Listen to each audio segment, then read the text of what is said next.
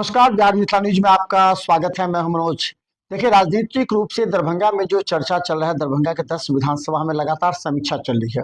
लोग अपने अपने तरीके से समीक्षा कर रहे हैं, नेता भी समीक्षा कर रहे हैं, जनता भी समीक्षा कर रहे हैं।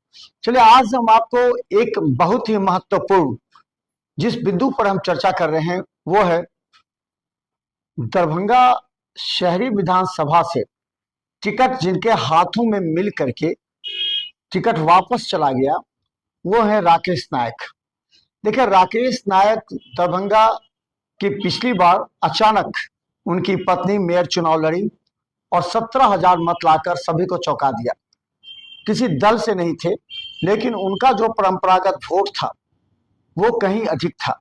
और इस बार चर्चा थी कि अगर राकेश नायक को टिकट मिलता है तो कांटे की टक्कर रह सकती है संजय सरावगी से।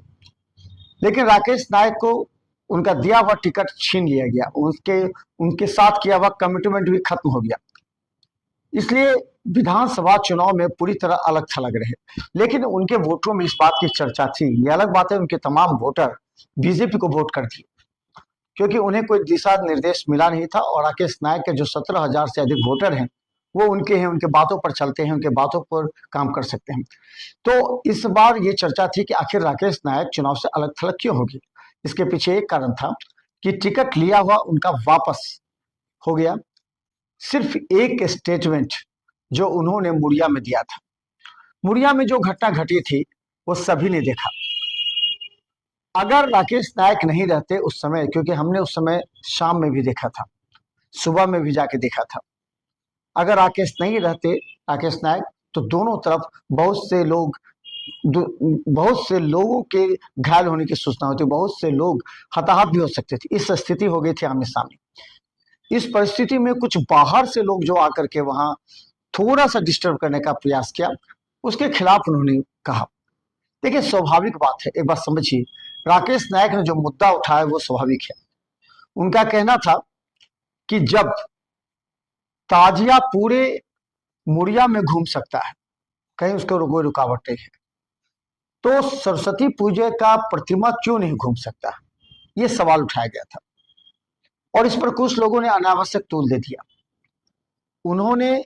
कुछ लोगों ने जो कहा जाता है कि भगवा झंडा लगाया था, उसके खिलाफ भी उन्होंने स्टेटमेंट दिया था। उन्होंने ये भी कहा कि ये गलत बात है, ऐसा नहीं करना चाहिए हिंदू समाज के लोगों को भी।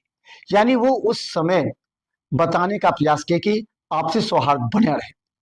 लेकिन उनके एक छोटा सा क्लिप को इस बार राष्ट्रीय जनता दल के मुख्यालय में दिखा करके उनके हाथ से टिकट छीन लिया गया, जो पूरी ईमानदारी से राष्ट्रीय जनता दल का कार्य करते रहे, चाहे वो अब्दुल बारी सिद्दीकी हो या फिर ललित यादव हो, तो इन सब के साथ काम करते रहे, लेकिन उनका टिकट छीन लिया गया। इससे अब दरभंगा शहर में जो उनके वोट बैंक है उनमें आक्रोश है। उनका कहना है कि इस तरह सिर्फ एक मुद्दे को लेकर के अगर उनके ईमानदारी कर्तव्य निष्ठा पर कुछ तथाकथित लोग अगर सवाल उठाते हैं, इसका मतलब यह है कि राकेश नायक को अब राजद में नहीं रहना चाहिए, क्योंकि राजद में अब उनके टिकट मिलने की संभावना न के बराबर है।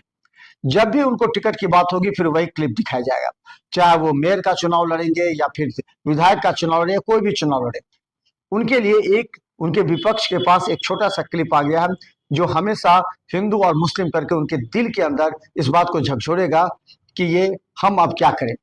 अब हमारे पास एक हिंदू वोटर ही है जो कि उनको राजनीति बचा सकता है। इस परिस्थिति में अब उनके सामने चुनौती है। वो कई नेताओं के संपर्क में है, राजद के नेताओं के संपर्क में भी है, जदयू के नेता के भी संपर्क में है, भाजपा के नेता के भी संपर्क में। वो देखना चाह रहे हैं कि उनका राजनीतिक भविष्य कहाँ सुरक्षित है।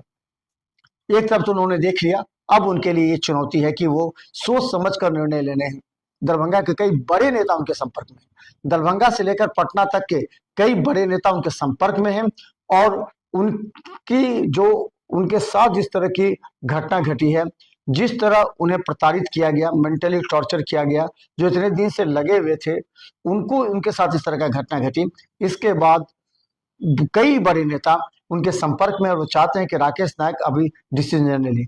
हमारी राकेश नायक को हमने फोन करके प्रयास किया बात करने का, लेकिन उनसे संपर्क नहीं हुआ, क्योंकि उनके बहुत दिनों से मोबाइल वो फोन उठा नहीं रहे। हमें लगता है कि वो निश्चित तौर पर निराश है और ये सोच रहे हमें क्या निर्णय लेना चाहिए। लेकिन राकेश नायक का जो भी कदम होगा वो आने वाले समय के लिए काफी महत्वपूर्ण होगा, क्योंकि पहले ही बार 17,000 वोट बैंक के साथ आज भी राकेश नायक के वोटर दरभंगा शहरी विधानसभा में मौजूद है।